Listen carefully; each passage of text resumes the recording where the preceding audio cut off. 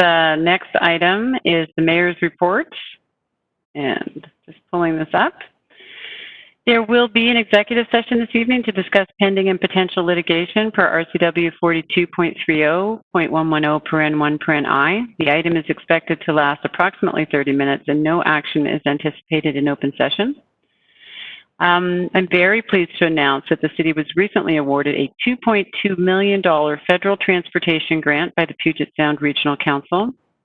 The grant will be used to acquire right-of-way for the Newport Way project from State Route 900 to 54th Street in 2024. Newport Way between State Route 900 and East 54th Street is an important local and regional corridor that provides access to a fast-growing area of the city.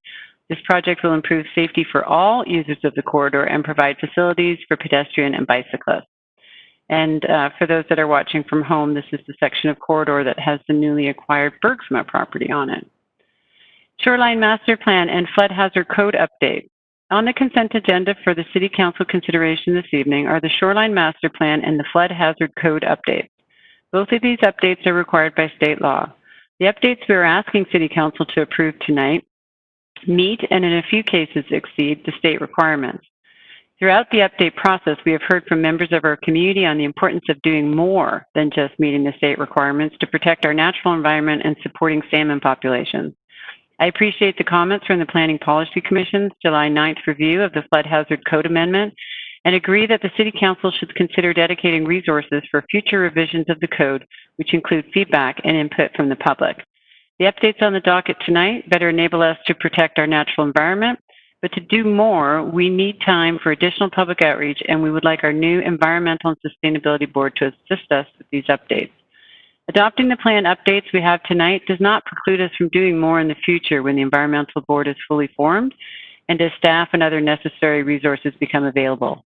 Many of these plans were initially written decades ago and have been updated with new requirements throughout the years. Our town looks very different now than it did in the 80s and 90s, and we need to review our environmental goals and look comprehensively at the effectiveness of these plans to protect our environment today.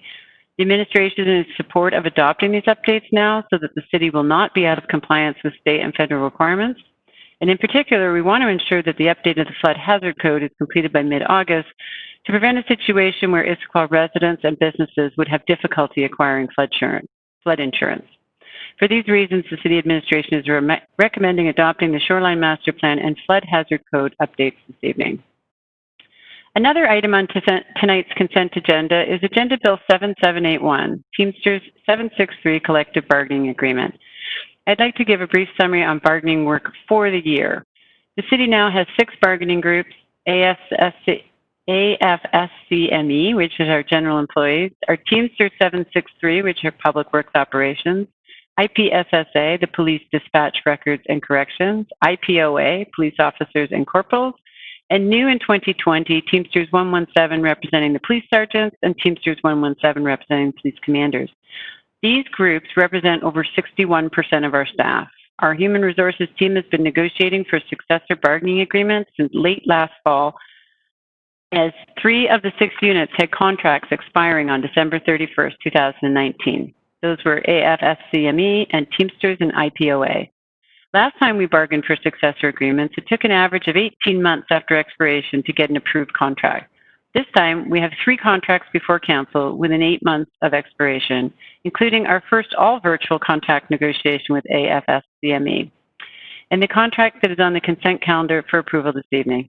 Due to the COVID pandemic and the difficult financial situation our city finds itself in, it has been necessary to have additional discussions with our bargaining units.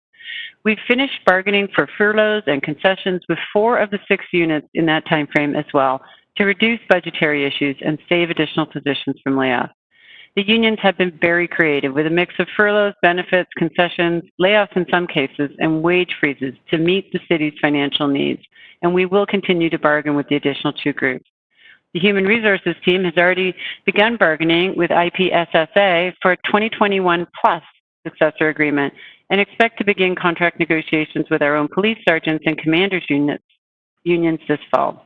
I want to thank all that have been involved in working with our labor groups this year and to say thank you to our union teams for working with us through some difficult conversations. It's taken a lot of work and collaboration from all parties to achieve this. And that concludes the Mayor's report this evening.